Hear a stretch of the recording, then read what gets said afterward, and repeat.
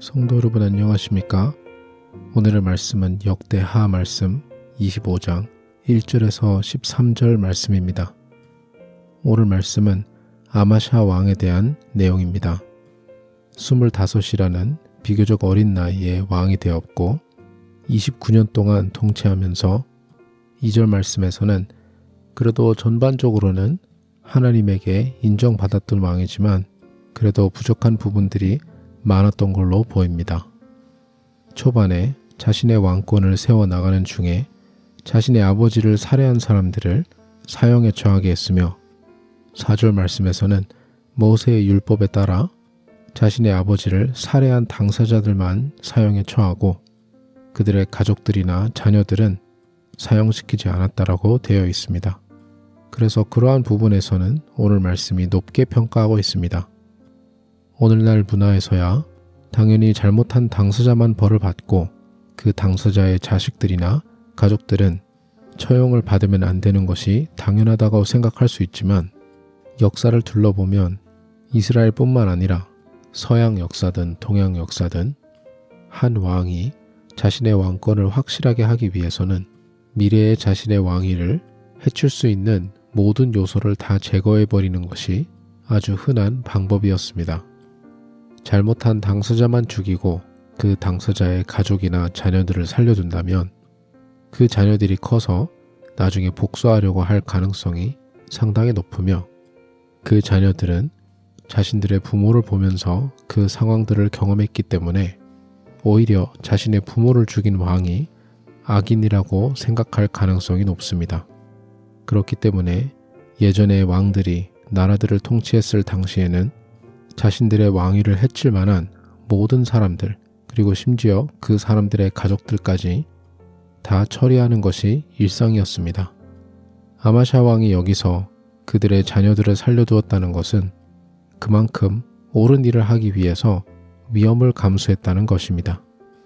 나중에 아마샤 왕이 하나님을 버리고 우상을 섬겨서 결국에 자신들의 신하들한테 배신을 당하여 죽게 됩니다. 하지만 그렇게 안 좋은 결과에도 불구하고 아마샤 왕이 하나님 앞에서 어느 정도 인정받았던 이유는 오늘 말씀에 나와 있는 것처럼 이러한 부분에서 하나님을 진심으로 믿었던 행위를 했었던 것입니다.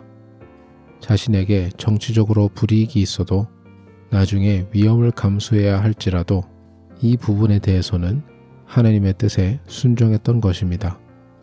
5절 말씀에서는 아마샤 왕이 자신의 군대를 모으는 장면을 볼 수 있습니다. 그리고 다른 이방 족속들을 싸우기 위하여 자신의 군인들이 모자르다고 판단하여 북이스라엘에서 10만 명의 군사들을 고용합니다. 많은 양의 은을 주고 그 군사들을 고용하여 같이 싸울 계획이었으나 하나님께서는 한 선지자를 보내서 하나님은 북이스라엘과 더 이상 함께하고 계시지 않으시기 때문에 북이스라엘이랑 이러한 계약을 맺으면 안 된다고 말씀하십니다. 말씀을 보면 아마샤 왕이 벌써 그 군대들을 고용하기 위한 비용을 지불한 것으로 보입니다. 그럼에도 불구하고 아마샤 왕은 손해를 감수하고 그 이스라엘 군사들을 다시 돌려보냅니다. 인간적으로는 너무나도 말이 안 되는 상황입니다. 옛날 전쟁에서는 사실상 군대의 크기가 승패를 결정하는 가장 큰 요소였습니다. 그럼에도 불구하고 아마샤 왕은 하나님의 뜻에 따르기로 했습니다. 심지어 돈까지 다 지불했는데도 불구하고 자신이 손해보는 것 같아도 하나님께서 책임져 주실 것을 믿고 하나님의 뜻을 따르기로 결정한 것입니다. 이처럼 아마샤 왕은 오늘 말씀에서 2번이나 자신이 손해볼 것 같더라도 하나님의 뜻을 따르기로 결정한 것을 볼 수가 있습니다. 그리하여 11절과 12절 말씀에서는 아마샤 왕이 하나님을 따른 결과를 우리가 보게 됩니다. 세일의 자손들을 상대로 큰 승리를 거두게 됩니다. 아마샤 왕은 하나님 앞에 완벽한 왕은 아니었습니다. 특히 나중에 허점들이 많이 드러나 하나님 앞에 불순종하는 부분들이 많았지만 그래도 오늘 말씀에서는 내가 지금 당장은 손해보는 것 같은 느낌이 들어도 하나님의 뜻에 따라서 순종하는 것이 얼마나 지혜롭고 옳은 일인지 직접 실천함으로 보여주고 있습니다. 그리고 특히 지금 당장 이 순간에 내가 지금까지 어떠한 삶을 살아왔더라도, 나의 삶의 어떠한 부분에 투자를 해왔더라도 지금 이 순간에 하나님께서 기뻐하시는 뜻이 무엇인지 분별하는 것이 상당히 중요하다는 것을 오늘 말씀에서 보여주고 있습니다. 아마샤 왕 입장에서는 그래도 이번 전쟁은 벌써 돈을 다 지불했으니 이스라엘 군대와 같이 싸우고 다음 전쟁부터 하나님의 뜻대로 해야겠다라고 생각했을 수도 있습니다.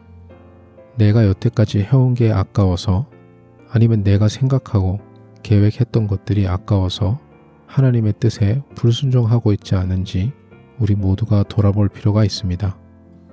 우리 중고등부 아이들이나 대학생들한테 가끔씩 대화를 하면 나의 미래에 대해서 생각을 할 때에 내가 무슨 직업을 가지고 어떠한 삶의 방향을 걸어가야 하는지 기도를 하는 가운데에서 지금 내가 여태까지 학업이든 운동이든 한 분야에 벌써 투자를 많이 해왔으면 하나님의 인도하심을 따르기보다는 내가 지금까지 열심히 노력해오고 열심히 준비해온 방향으로 가는 것을 하나님께서도 이해해 주시겠지라는 생각을 가질 때가 있습니다.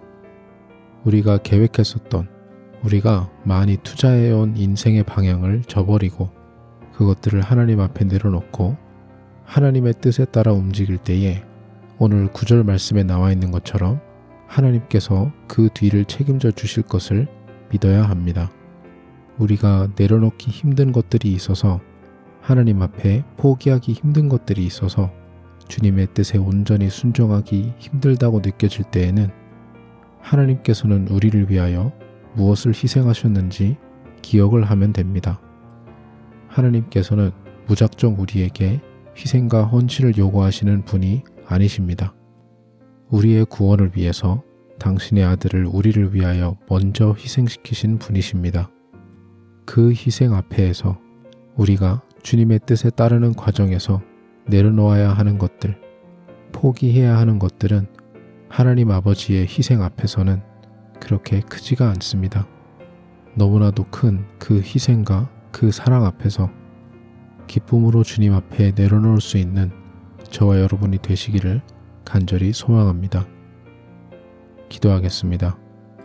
하나님 아버지, 때로는 우리가 우리의 방법대로, 우리의 계획과 우리가 준비해온 많은 것들을 주님의 뜻에 따르는 과정에서 내려놓고 포기해야 할 때가 있습니다.